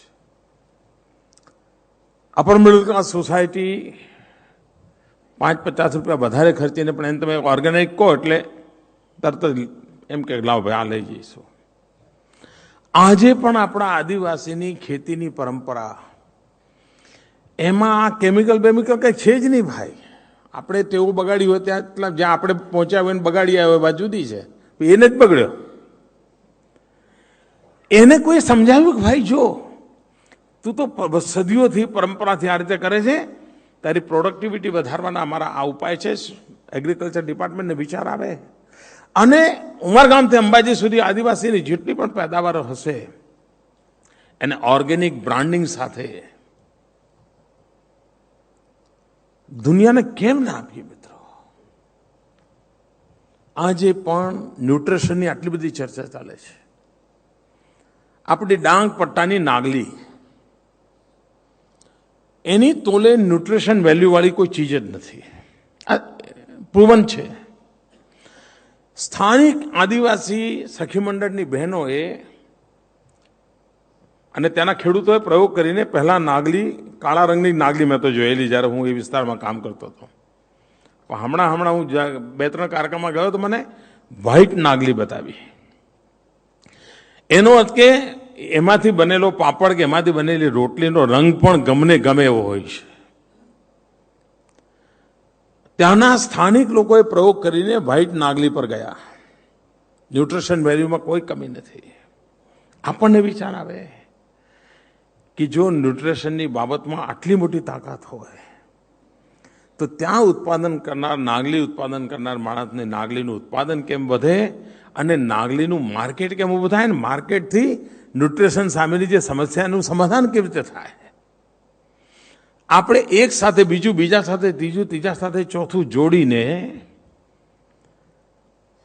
આપણે જ્યાં સુધી એક હોલિસ્ટિક એપ્રોચથી વિચાર ન કરીએ ત્યાં સુધી ઠીક છે ભાઈ, ડાંગની ખોરાક શું તો કે નાગલી. ભાઈ પણ શું છે એમાં? કોઈ જુઓ તો ખરા, કોઈને વિચાર આવ્યો? કહેવાનું તાત્પર્ય એ છે મિત્રો કે આટલી મોટી સંભાવનાઓ જ્યાં પડી છે. સાપુતારા, આપણે આબુ અમારું પાસે નથી, આબુ નથી, રડતા રહ્યા ને એમાંથી સાપુતારા ઉપર આપણે ડેરા તંબુ નાખ્યા. પણ એ સાપુતારાવાળા જાણે ને આપણે જાણીએ ને આપણે ટુરિઝમના નકશા પર મૂકી દીધું, પણ કોઈ દિવસ એની ધ્યાન નહીં આપ્યું. ગયા 5-7 વર્ષથી આપણે સાહેબ મહેનત આદરી છે. જાણે હિમાલય કરતા ઊંચો આપણો પર્વત હોય એવી દુનિયામાં એડવર્ટાઇઝિંગ કરીએ છીએ આપણે. અને જાણે સાપુતારામાં -ડિગ્રી ટેમ્પરેચર રહેતું એમ બરાબર ગરમ કપડાં પહેરીને શૂટિંગ કરાવીએ છીએ, માર્કેટિંગ થાય, આ બધું કરીએ છીએ. એમાં મારું પણ કોન્ટ્રીબ્યુશન છે કે આવું કરો. પણ મિત્રો એની અસર છે. એડવર્ટાઇઝમેન્ટ જોઈને આવે છે ને તો ઘેરથી સ્વેટર લઈને આવે છે સાપુતારા. પહેરી શકે ના પહેરે, કે સાંજે ફોટો પડાવે તો પહેરે જ છે.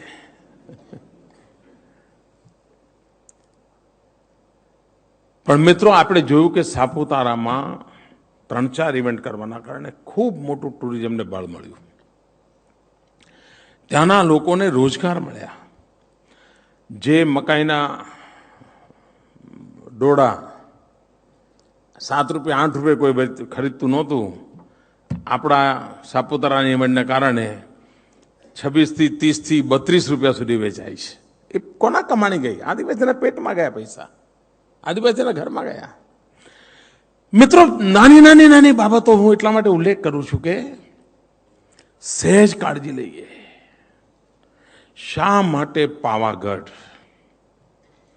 સમગ્ર પંચમહાલ જિલ્લાની આર્થિક પ્રવૃત્તિનું કેન્દ્ર કેમ ના બને? કેમ દેવમોગરા આખા નર્મદા જિલ્લાની આર્થિક પ્રવૃત્તિનું કેન્દ્ર કેમ ના બને? સહેજ આપણે ધ્યાન કેન્દ્રિત કરીએ એને જરા લોકોના. અને આ બધું કામ કે ગાંધીનગરથી ના થાય ભાઈ. ત્યાં બેઠેલા આપણા અધિકારીઓનું સૂઝવું છે કે ભાઈ મારી પાસે આ ફંડ છે એને પ્રાયોરિટી આપીને અહીંયા કરાવી શકે, 4 લોકો જોડે બેસીને એની યોજના બની શકે. આપણે ત્યાં એક સાપુતારા જેવું જ બીજું એક સ્થાન છે નર્મદા જિલ્લામાં, એની પણ લગભગ ઊંચાઈ સાપુતારા કરતાં પણ થોડી વધારે છે શાયદ.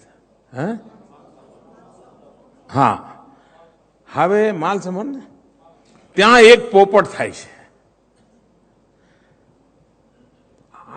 એ પોપટ શાયદ 15-20 હજાર રૂપિયામાં વેચાય છે.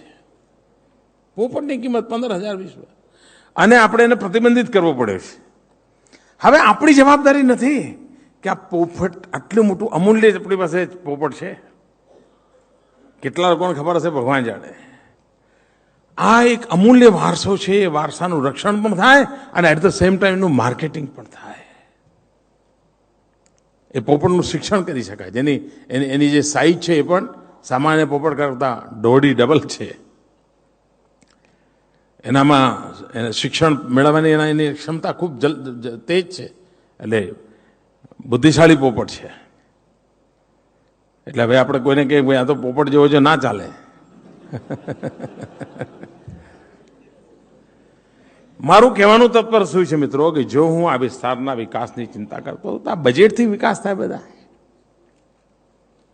સહેજ મન લગાવીએ મિત્રો, સહેજ મન લગાવીએ કે આ કામ આપણે કરવા છે તો આપોઆપ થાય. સામાન્ય રીતે પહાડો માટે એમ કહેવાય છે कि पानी और जवानी पहाड़ों के काम नहीं आती है. जवानियाओ रोजी रोटी माटे पहाड़ छोड़ीने बिचारा शहरों की जुगी झोपड़ी में जिंदगी गुजारता है. अने पानी एक पलनो विलंब करे विना बही जतुं है. डांग जिल्ला में आटलो बधो वरसाद पड़े, धरमपुर तालुको पानी वगर तरसे. ये आपणी स्थिति है. આપણે નક્કી કર્યું કે આપણે આખા વિસ્તારને પાણીની બાબતમાં સ્પેશિયલ ફોકસ કરીએ. 4,000 કરોડ રૂપિયાનું બજેટ ખર્ચ્યું. સેટેલાઇટ સિસ્ટમથી 3 કે 4 પર્વતો ભેગા થતા હોય એની વચ્ચે નાના નાના તળાવોનું નેટવર્ક કરીએ અને એક અદ્ભુત વિકાસનું મોડેલ કેમ ના આપી શકીએ. પર્વત પરનું પાણી સમુદ્ર તરફ જવા શું કરવા દઈએ. અને એ જો આપણે કરીએ એમાંથી આપણે એક વાત એ પણ કરી કે ટેરેસ તલાવડી ટેરેસ તલાવડીનો સૌથી મોટો ઉપયોગ ઉમરગામથી અંબાજી પટ્ટી ઉપર જ છે. નાના નાના નાના નાના ટેકરીઓ છે. એક વખત ફોરેસ્ટ ડિપાર્ટમેન્ટે આનો ઉપાડો લીધો હતો, પણ પછી શું થયું ભગવાન જાણે. સાબરકાંઠા જિલ્લામાં ખાસો વિશેષ પ્રયાસ થયો હતો. આંકડા તો બહુ મોટા આવ્યા હતા, પણ આજે પણ મને લાગે છે કે ઉમરગામથી અંબાજી આખા આદિવાસી પટ્ટામાં જલ પ્રબંધન એ આપણી પ્રાથમિકતા હોય તો આપોઆપ ખેતીમાં પણ 3 ક્ષેત્રો, પશુપાલન, ખેતી અને હવે આ બાજુ તમે ઉચ્છલ નિઝર તરફ જાઓ તો મોટા પાયા પર મરઘા ઉછેરનું કામ મોટા પાયા પર ચાલે છે. આ બાજુ આણંદ ખેડામાં ચાલે છે, પણ એ તો આદિવાસી પટ્ટામાં નથી. પેલું બધું આદિવાસી પટ્ટામાં છે. આને આપણે એ બાજુમાં વિકાસ લાવીને આ 3 ધરોહર ઊભી કરીને એમની આર્થિક સ્થિતિ સુધારવામાં ઉપયોગી થઈ શકીએ. ડાંગ જિલ્લાની આર્થિક સ્થિતિ બદલવામાં આપણને મોટો યશ મળ્યો પશુના કારણે. ડાંગ જિલ્લામાં આપણે 2005-07ના ગાળાની અંદર ખૂબ મોટા પાયા પર પશુ આપવા માટેનું કામ ચાલુ કર્યું. પ્રવીણ છે કે અહીંયા ભાવનગર? નહીં, એ ત્યાં હતા એ વખતે. અને એના કારણે ત્યાંના આર્થિક જીવનમાં એટલો બધો બદલાવ આવ્યો. ઇન્ડિયા ટુડે એક સ્પેશિયલ રાઇટઅપ લખ્યો હતો અને એને લખ્યું, ભાઈ ગુજરાતમાં માઓઇઝમ और નક્સલિઝમ કેમ પ્રવેશતું નથી. અને એમાં એણે ડાંગ મોડેલની ચર્ચા કરી હતી કે હોલિસ્ટિક વેમાં આપણે ડાંગના વિકાસ માટે કયા કયા કયા કયા પગલાં લીધા છે.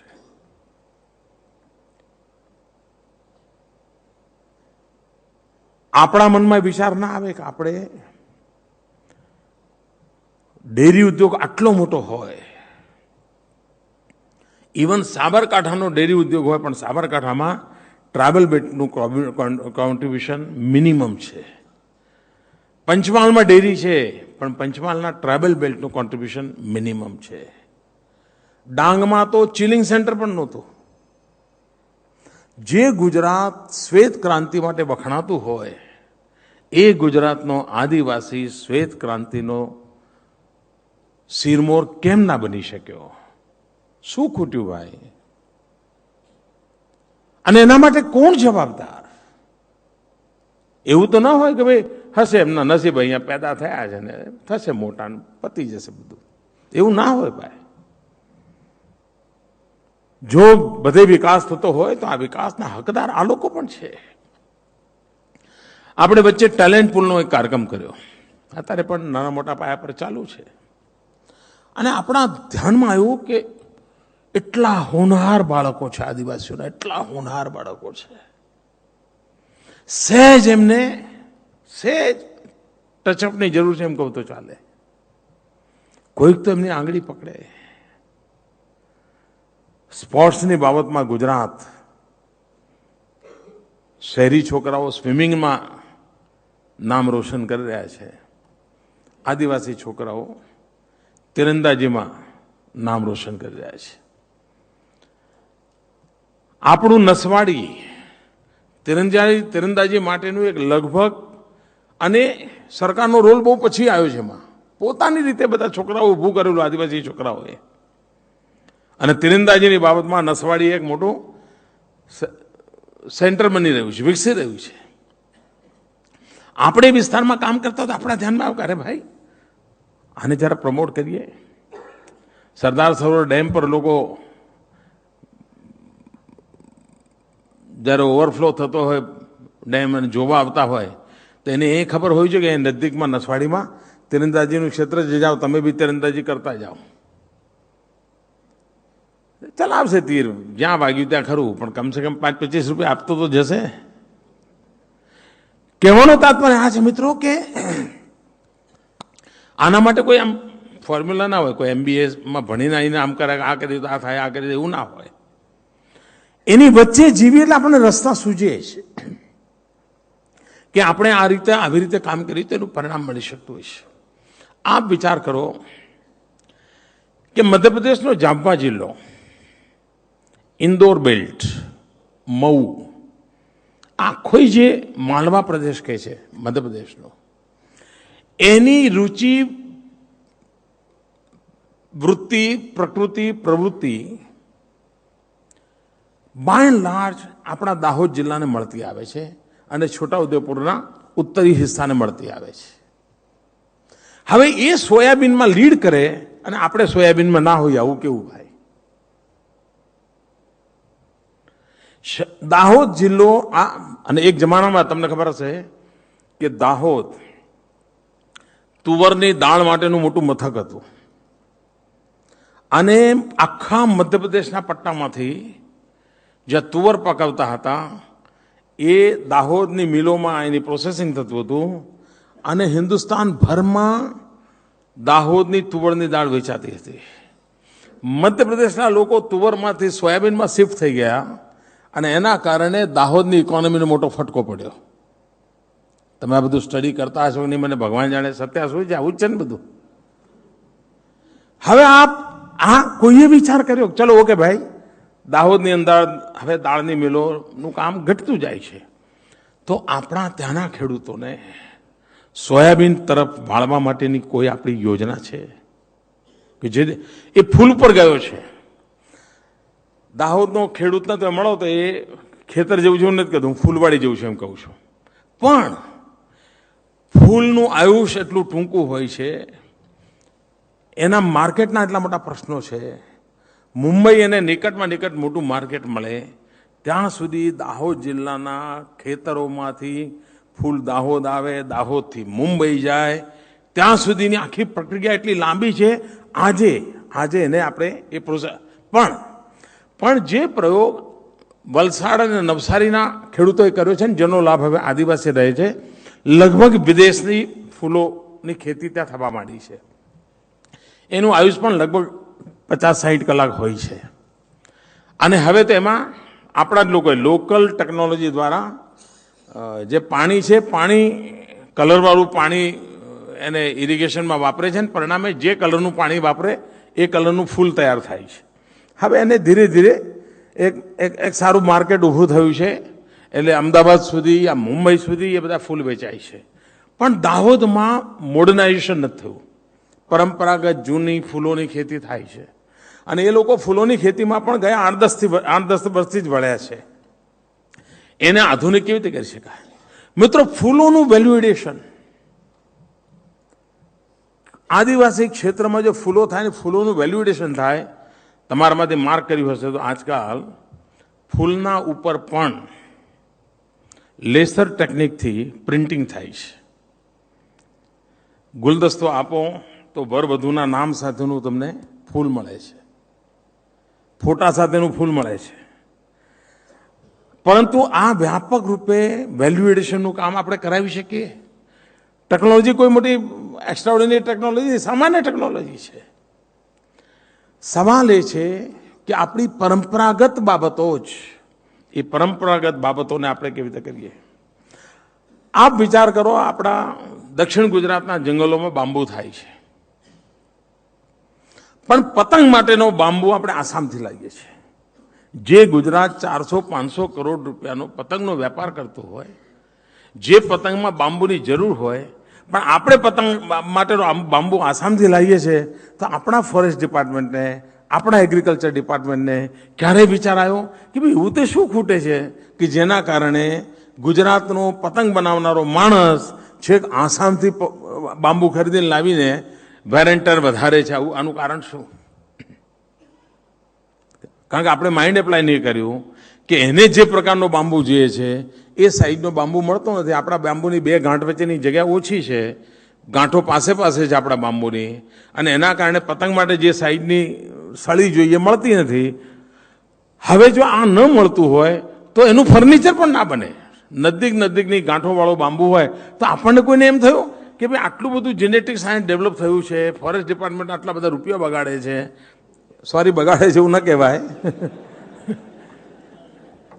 યોગ્ય જગ્યાએ જતા હશે,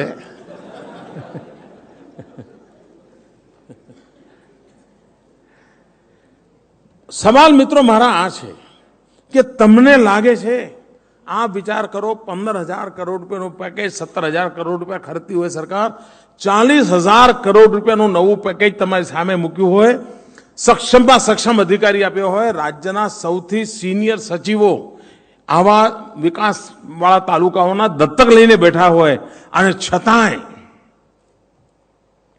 માત્ર એક હોલિસ્ટિક એપ્રોચના ભાવે એક સમગ્રતા આ કામને કેમ આગળ વધાય એનો વિચાર કરવાના ભાવે આપણે ધાર્યું પરિણામ મેળવી શકતા નથી. મિત્રો, સમાજમાં સહેજ નાનકડો રસ લીધો કેવું પરિવર્તન આવતું હોય છે. તમે હિંગળાજીને પૂછો, તમને એક ઘટના હિંગળાજી કહેશે. પછી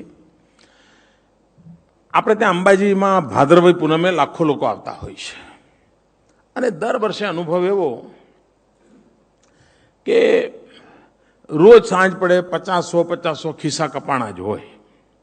મોબાઈલ ફોન ચોરી થઈ ગયો હોય, રૂપિયા ચોરી થયા, બધું ચાલતું હોય. આ વખતે એક પ્રયોગ કર્યો કે આ પોલીસના રેકોર્ડ પર કોણ છે આવા બધા. આપણે એમની કોન્ફરન્સ કરી.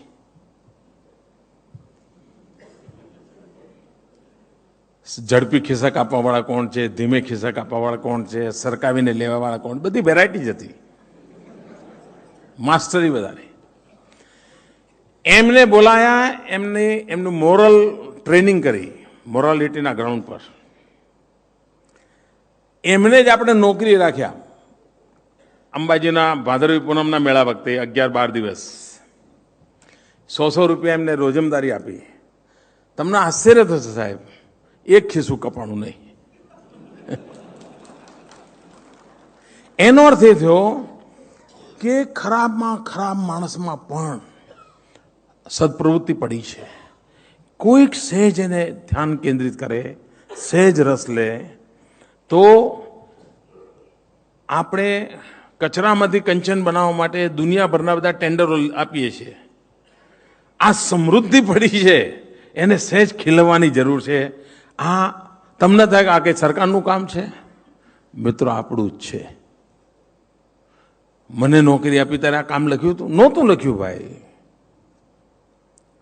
પણ આ આપણો સમાજ છે.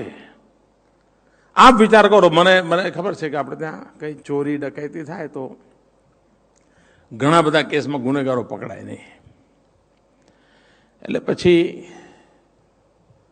મારું નસીબ રહ્યું છે કે મેં આ પટ્ટા પર ખૂબ કામ કર્યું છે મારી જવાનીના ઘણા બધા વર્ષો મેં. અને હું બોલું છું તમને અંદાજ આવતો હશે કે હું કેટલો સમય ત્યાં મારો વિતાવ્યો હશે. તો મેં એક સરકારમાં આવ્યા પછી પ્રયોગ કરેલો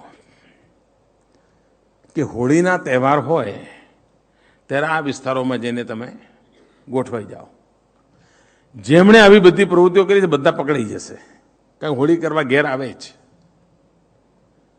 અને એના કારણે એટલા બધા ગુનાઓ ડિટેક્ટ થવા માંડ્યા અને એના કારણે એમને પણ લાગ્યું કે એમના મોહલ્લામાં, ગામમાં, સમાજમાં આ પ્રવૃત્તિમાં હું સંડાયેલો છે એની શરમ આવવા લાગી. અને ધીરે ધીરે ધીરે ક્રાઇમ વર્લ્ડમાંથી આ સમાજ બહાર આવવા માંડ્યો. હું માનું છું મિત્રો કે આપણે જેમ એની આર્થિક વિકાસ તરફ ધ્યાન કેન્દ્રિત કરવાની જરૂર છે, એમ માનવીય સંવેદનાઓના સ્પર્શ સાથે એના જીવન વિકાસની પણ આવશ્યકતા છે. અને આ બધી સંભાવનાઓ પડેલી છે મિત્રો. એમનામાં ધગસ, સામર્થ્ય બીજા કોઈ કરતા ઓછું નથી હોતું. આટલો પ્રયત્ન કર્યા પછી પણ, ગર્લ ચાઇલ્ડ એજ્યુકેશનની આપણી મથામણ પછી પણ ગુજરાતની બરાબરીમાં આદિવાસી પટ્ટાનું ગર્લ ચાઇલ્ડ એજ્યુકેશન કેમ ના હોય? આપ વિચાર કરો. ભણેલા ગણેલા શહેરી ક્ષેત્રની અંદર સેક્સ રેશિયોની સમસ્યા છે, જેન્ડર ઇક્વેલિટીના પ્રશ્નો છે. આદિવાસીઓમાં પુરુષ કરતાં સ્ત્રીઓની સંખ્યા વધારે છે. એનો અર્થ એ થયો કે આપણા કરતાં જરા વધારે સદગુણો ત્યાં છે. આ શક્તિ સામર્થ્યને ઓળખાવીને આપણને કેમ વિચાર ના આવે કે ભાઈ આ પ્રાંતનો હું કારભાર સંભાળું છું, મારા પ્રાંતના જીવનને ઇન્ફ્રાસ્ટ્રક્ચર હશે આ લેવલે લાવીશ, એજ્યુકેશન હશે આ લેવલે લાવીશ, સેવાકીય જે કંઈ નાની નાની સરકારની યોજનાઓ છે એ યોજનાઓ માત્ર આપીને છૂટી નહીં જવું, એનો ઉપયોગ કરે છે કે નહીં એવું જોઈ છે. અને મકાન બનાવવાના પૈસા આપે, મકાન બનાવ્યું ના બનાવ્યું એ જોવું પડે. આપણે એક યોજના કરી હતી, આ જ્યારે જંગલ લાકડા કાપે તો એડવાન્સમાં પૈસા આપતા હતા, એડવાન્સમાં પૈસા આપતા હતા. અને પછી આપણે તો એક ફંક્શનમાં હું ગયેલો ડાંગમાં, આઈએએસ ઓફિસર રિટાયર્ડ થાય અને એને જેટલા પૈસા મળે એના કરતાં વધારે પૈસા આદિવાસીને એના ઝાડ કાપવાના મળ્યા હતા. અને આમ તમે આવે તો આશ્ચર્ય થાય કે હવે આ 30 લાખનો ચેક કરશે શું, પ્રશ્ન ઉઠે આપણા મનમાં. એને હું એને સમજાવતો ને હું પહેલી શરત કરતો કે શરત કર, બીજા લગ્ન નહીં કરે, કારણ કે નહીં તો પહેલો કાર્યક્રમ એ કરે. આ વિચાર કરો મિત્રો કે એને જ્યારે ખબર પડે કે એનું ઝાડ એની સંપત્તિ છે તો એ ઝાડની કેટલી રક્ષા કરશે. અને એને 20 વર્ષે આટલું વળતર મળવાનું છે, 25 વર્ષે આટલું વળતર મળે, આ શાસ્ત્ર આપણે કેમ સમજાવીએ નહીં, એનામાં કેમ બદલાવ લાવીએ નહીં આપણે. હમણાં આપણે જમીનના પટ્ટા આપ્યા, એ ભાઈ જમીનનો માલિક બન્યો. અત્યાર સુધી માલિકી હક ન હોવાના કારણે સરકારની કોઈ પણ યોજનાનો હકદાર બનતો નહોતો. હવે જે ડિપાર્ટમેન્ટે એમને માલિકી આપવાના હતા આપી દીધા, બસ વાત પૂરી. ના મિત્રો, એ જ દિવસે બીજા બધા જ ડિપાર્ટમેન્ટની સ્વિચ ઓન થવી જોઈએ કે હવે આ માલિકી હક એનો આવ્યો છે તો બીજી કેટલી યોજનાઓનો લાભાર્થી ઓટોમેટિક બની જાય છે. સામે ચાલીને કે જો ભાઈ હવે તારો દસ્તાવેજ છે ને તારી પાસે, તના મળી શકે, લે સરકારની યોજના જાવ આગળ. આ કામ પ્રોએક્ટિવ ઇનિશિયેટિવ લઈને આપણે ના કરી શકીએ. હું ઈચ્છું કે આના માટે તાલુકા લેવલે ચર્ચા થાય, જમીનના પટ્ટા જેમને મળ્યા છે એમના જીવનને બદલાવવા માટે શું આપી શકાય એની વ્યાપક ચર્ચા થાય. અને પ્રોએક્ટિવ થઈને શા માટે સામે ચાલીને આપણે ના આપીએ ને, આનો વિચાર કરીએ મિત્રો. આપણે ત્યાં મેડિકલ કોલેજના એન્ટ્રન્સ ટેસ્ટમાં આપણા આદિવાસી બાળકો ફેલ જાય છે. એક બાજુ ડૉક્ટરોની અછત છે, એમાંય આદિવાસી બેલ્ટમાં ડૉક્ટરો મળતા નથી. એનો એક જ ઉપાય છે કે આદિવાસી છોકરાઓ ડૉક્ટર થાય. 5 જ વર્ષ મોડું પડશે પરંતુ 5 વર્ષે પરિણામ સારું મળશે. આપણા આદિવાસી બાળકો, અને જુઓ મિત્રો ઘણી વાર શું હોય છે કે એમનામાં શક્તિ નથી હોતું નહીં. આપણે એક પ્રયોગ કરેલો, આર્મીની અંદર ભરતીમાં ગુજરાતનો કોટા કરતાં પણ આપણે 10%, 20% વધારે કે રિક્રુટમેન્ટ થતું નહોતું. તપાસ કરી તો ખબર પડી કે આપણા બાળકો બધા એન્ટ્રન્સ એક્ઝામમાં જ ફેલ થઈ જાય છે, શારીરિક પરીક્ષણમાં ફેલ થઈ જાય છે, છાતી ફૂલાવવામાં ફેલ થઈ જાય છે. મેં કોઈ આવું તો ના હોય ભાઈ, એટલે મેં બધાને બોલાયા. બોલાવીને એક એક્સ આર્મી મેનની આપણે મદદ લીધી. આ 4-5ના ગાળામાં કર્યું હશે. ઉમરગામથી અંબાજી સુધી આદિવાસી બાળકોના લશ્કરની ભરતી માટેની ટ્રેનિંગના કેમ્પ કર્યા.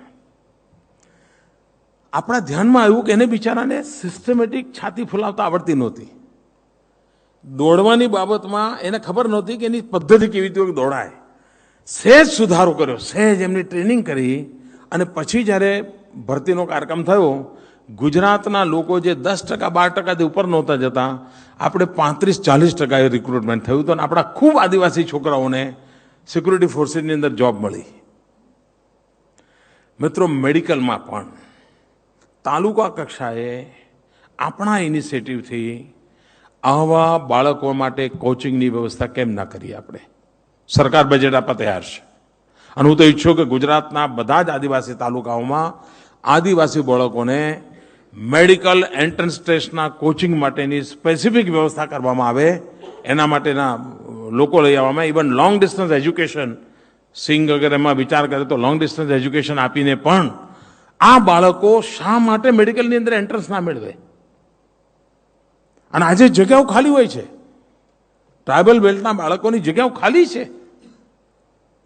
આપણા જો આદિવાસી બાળકો ડોક્ટર થશે તો આદિવાસી વિસ્તારોમાં ડોક્ટરોની સેવાઓ ઉપલબ્ધ થશે. આદિવાસી વિસ્તારમાં ડોક્ટરોની સેવા ઉપલબ્ધ થશે તો આજે જે ભારણ બીજા વિસ્તારોમાં પડે છે એ ભારણ આપણે ઘટાડી શકીશું. અને તેથી આપણો પ્રયાસ રહેવો જોઈએ કે આપણે આને બળ આપવું જોઈએ.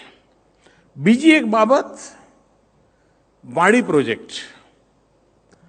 ઠીક છે, ભારત સરકારને એમની મુસીબતો છે એટલે એમણે બંધ કરી દીધો. આપણે બંધ કેમ કર્યું મને ખબર નથી પડતી ભાઈ. 2011 પછી આપણે વાડી પ્રોજેક્ટ બંધ કરવાનું કારણ શું? અહીં બેઠેલા જે લોકો વલસાડ કે બાજુના જેમણે કામ કર્યું બધાને ખબર હશે કે વાડી પ્રોજેક્ટે દક્ષિણ ગુજરાતના આદિવાસીઓના જીવનમાં ક્રાંતિકારી પરિવર્તન આપ્યું છે. આપણી સખી મંડળની બહેનો કંટ્રોલ ટેમ્પરેચરની અંદર, ટેન્ટની અંદર મશરૂમની ખેતી કરીને એ મશરૂમનું વેલ્યુ એડિશન કરીને આજે મુંબઈમાં પેક ટીનમાં પહોંચાડી શકે એટલી તાકાત એમાંથી આવી હતી. અને આપણે બધાએ જોયું છે. હું ઈચ્છું કે આ વાડી પ્રોજેક્ટ ભલે ભારત સરકાર એમાં જોડાય કે ના જોડાય, આપણે આપણું મોડેલ બનાવીએ, એ મોડેલને વિકસાવીએ અને માત્ર દક્ષિણ ગુજરાતમાં પ્રયોગ થયો છે એવું નહીં, જ્યાં ઉત્તર ગુજરાતની સૂકી ધરતી છે ત્યાં પણ શું પ્રયોગો કરી શકાય એ પ્રયોગો કરીને આપણે એને બળ આપીએ. મને લાગે છે કે મિત્રો આ દિશામાં આગળ વધવાની આવશ્યકતા છે. બીજી બાબત, હું ઈચ્છું કે અહીંથી ગયા પછી તાલુકા કક્ષાની એક ખૂબ ડિટેલ પૂરા દિવસનું બ્રેઇનસ્ટોર્મિંગ થાય અને ખૂબ સમય વિતાયા વગર થાય અને બધા સાથે મળીને એ તાલુકાના જીવનને કેવી રીતે બદલી શકીએ એની એક રોડમેપ તૈયાર કરો. ગુજરાત સરકારે તમને જે માર્ગદર્શન આપ્યું છે એની લાઇટમાં તમે તૈયાર કરો. જ્યાં કઠિન હોય એને છોડી દો, પરંતુ આમાં આ પરિસ્થિતિમાંથી બહાર કેમ આવે એનો વિચાર કરો. જે આપણે 44 તાલુકાઓ 44 મુદ્દાઓના આધારે વિકાસશીલ તાલુકાઓ નક્કી કર્યા હતા, એમાં મને લાગે છે કે પહેલા બધા સચિવોને આપણે એ બધા તાલુકા દત્તક આપ્યા હતા અને સચિવોને પણ પસંદ એમને કર્યા હતા કે જેમને જીવનના પ્રારંભિક કાળમાં એ વિસ્તારમાં નોકરી કરી હતી અને હવે પ્રમોશન થતાં થતાં અહીંયા પહોંચ્યા છે. મિત્રો, જેણે 1975-80ના ગાળામાં ઉચ્છલ નેજરમાં પ્રોબેશન પર કામ કર્યું હશે કે ડેપ્યુટી કલેક્ટર તરીકે શરૂઆત કરી હશે, એણે 30 વર્ષની ગુજરાતમાં પોતાની કેરિયરની ઊંચાઈઓ પ્રાપ્ત કરી અને જ્યારે એને મેં કહ્યું જ્યારે પાછો જા ત્યાં, તો તે જે મૂકીને આવ્યો તે એવું ને એવું હતું. એટલે અહીંયા જે તમે આગળ વધી રહ્યા છો ને તમે માની ચાલજો કે તમે જેવું મૂકીને આવશો ને જેવું મૂકીને આવ્યો તમારે પાછા ત્યાં જવાનું જ છે.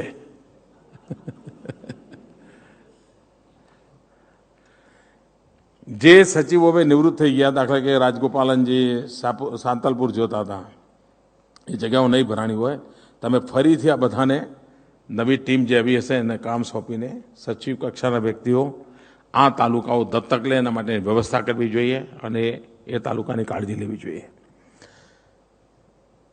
મને આશ્ચર્ય થાય છે મિત્રો, નિશ્ચિત પેરામીટર છે, 44 પેરામીટર છે, એ પૂરા કરો એટલે એ તાલુકો આપણો પછાતમાંથી બહાર આવી જાય. આજે આ કાર્યક્રમ આપણો 10 વર્ષથી ચાલે છે, 10 વર્ષમાં આપણે આ ન કરી શક્યા મિત્રો. હજુ એ 44 એમને એમ ચાલે. સાયન્સ સ્ટ્રીમની સ્કૂલ ના હોય, દવાની દુકાન ના હોય, આ બધા મુદ્દાઓ છે. આ બધું ના થઈ શકે.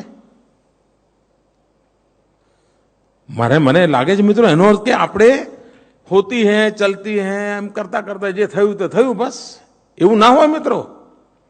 હું ઈચ્છું મિત્રો ધારીએ આપણે તો વિધિન 6 months આમાંથી અડધા તાલુકા આપણે બહાર લાવી શકીએ.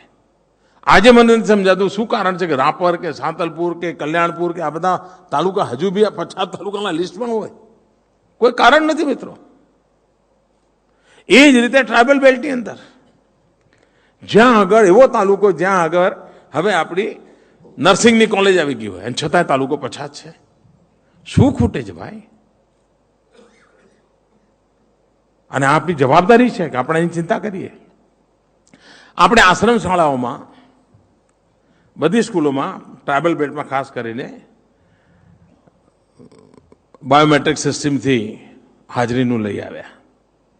શરૂઆતમાં રેઝિસ્ટન્સ આવ્યો, કારણ 60 બાળકો હોય ને 120 લખ્યા હોય, 60 બાળકોને 120નું મધ્યાહન ભોજનનું માલ મળતો હોય તો શું વાંધો? બાયોમેટ્રિક આવ્યો એટલે તકલીફ પડી, કરવાવાળાને તકલીફ પડી, કરાવવાવાળાને તકલીફ પડી. પણ મિત્રો, મારો આ સૂચન છે કે વ્યવસ્થા સુધારને કારણે ઘણા બધા પૈસા બચે છે. એ પૈસા હું ફરી ત્યાં જ વાપરવા તૈયાર છું મિત્રો, સારા કામ માટે. પણ કમસે કમ સિસ્ટમ તો લાગુ કરીએ આપણે. માની લો કે કોઈ શાળામાં બાયોમેટ્રિક સિસ્ટમ આવવાના કારણે વર્ષે 3 લાખ રૂપિયા ત્યાં બચી ગયા, જે પહેલા ખોટા જતા હતા. હું એ 3 લાખ રૂપિયાના લેપટોપ એ શાળાને ભેટ આપવા તૈયાર છું. બોલો, કમસે કમ આપણા પૈસા ઉગી તો નીકળે. તમે સિરિયસલી વિચાર કરો મિત્રો, આપણે એટલું બધું કરી શકીએ એમ છીએ. અને ગુજરાત જેવા રાજ્યમાં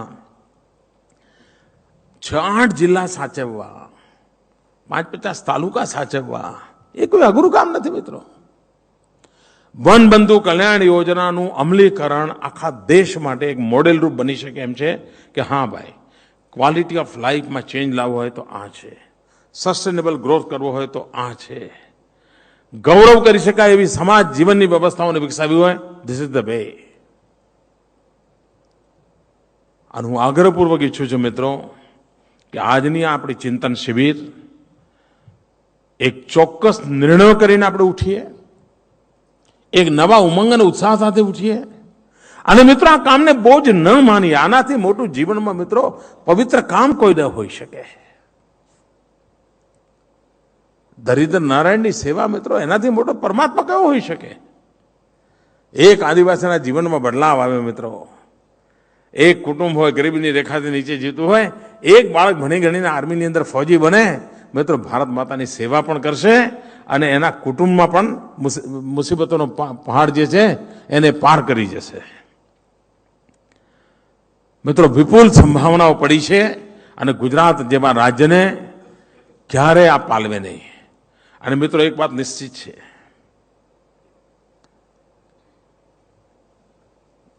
શરીર ગમે તેટલું સ્વસ્થ હોય પણ એનું એકાદ અંગ પણ નબળું હોય તો એ શરીર સ્વસ્થ ગણાતું નથી. એની સાંભળવાની ક્ષમતા હોય તો શરીર સ્વસ્થ ન ગણાય, એની જોવાની ક્ષમતાનો ભાવ હોય તો શરીર સ્વસ્થ ન ગણાય, એની ચાલવામાં તકલીફ હોય તો શરીર સ્વસ્થ ન ગણાય. બાકી બધું જ હોય, વજન હોય, ઊંચાઈ હોય, બધું હોય પણ ન ગણાય. એમ મિત્રો, ગુજરાતને પણ સ્વસ્થ અને સમૃદ્ધ ગણવું હોય તો એનો કોઈ હિસ્સો દુર્બળ હોય, વિકાસની યાત્રામાં પાછળ રહી ગયો હોય તો ગુજરાત ન સમૃદ્ધ કહી શકાય, ન ગુજરાત વિકસિત કહી શકાય. અને તેથી મિત્રો, આપણી જવાબદારી છે. અને મારા માટે આ અત્યંત પ્રિય કાર્યક્રમ અને કામ છે મિત્રો. વલસાડ વાપી પાસે ગોલ્ડન કોરિડોર કહેવાતો, એમાં જેટલા ધુમાડા નીકળે એનાથી બહુ ફેર નથી પડવાનો મિત્રો. ફેર અહીંયા પડવાનો છે, જીવન અહીંયા બદલાવાનું છે. અને આ વિસ્તારો એવા હોય છે કે જેને તમે બાય એન્ડ લાર્જ એક પ્રકારના મોડેલને લગભગ બધે ફિટ કરી શકો, કારણ કે જીવન એવું છે, ત્યાંનું રહેનસહેન એવું છે. એનો આપણે ઉપયોગ કેવી રીતે કરી શકીએ એનો વિચાર કરીને આગળ વધીએ મિત્રો. હું ઈચ્છું કે આજે પૂરો દિવસ વિચાર વિમર્શ ચર્ચામાં તમે ખૂબ આ રાજ્યને નવી ઊંચાઈઓ પર લઈ જવાની દિશામાં અત્યંત મહત્વનું કામ એટલે આપણો આદિવાસી પટ્ટો.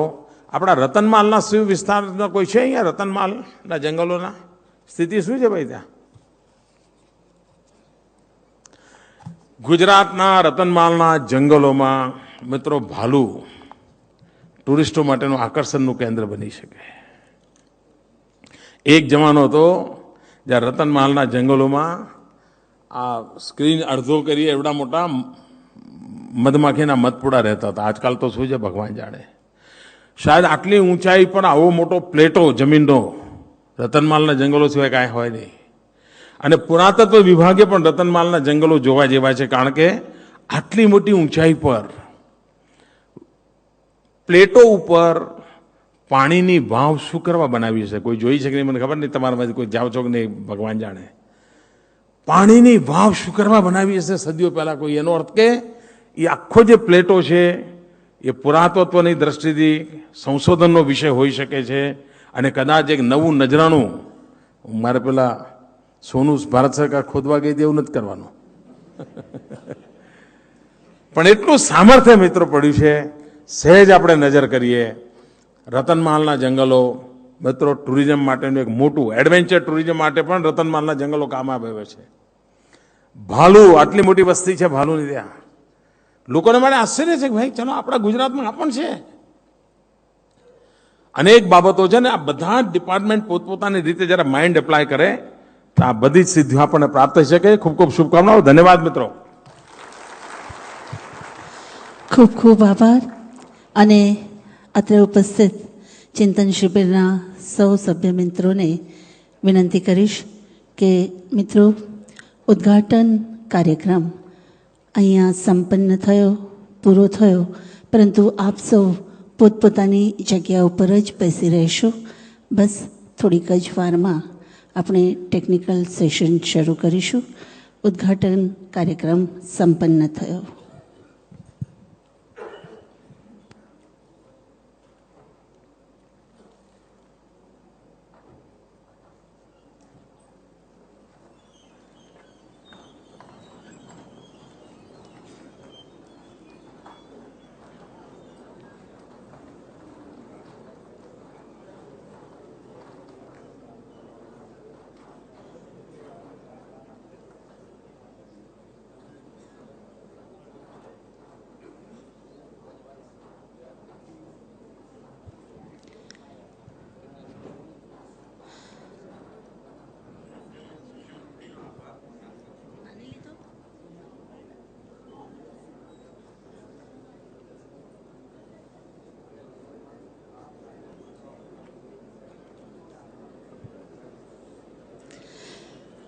ઉપસ્થિત સૌ મિત્રોને પોતપોતાના સ્થાને જ બેસી રહેવા નમ્ર વિનંતી. આપ સૌ પોતપોતાની જગ્યાએ બેસી રહેશો. 2 મિનિટમાં જ ટેકનિકલ સેશન, પ્રથમ ટેકનિકલ સેશન શરૂ કરવામાં આવશે, જેની નોંધ લેવા વિનંતી.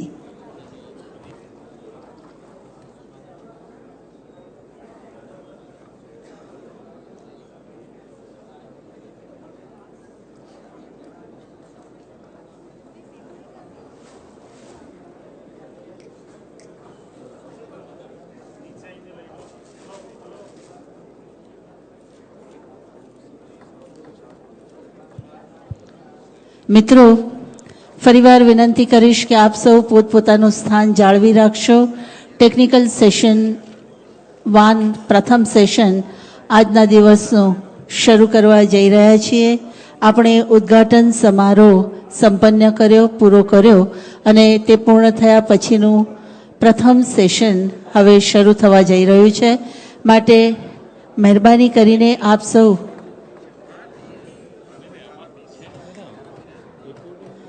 પોતપોતાના સ્થાન ઉપર બેસી રહેશો તેવી વિનંતી.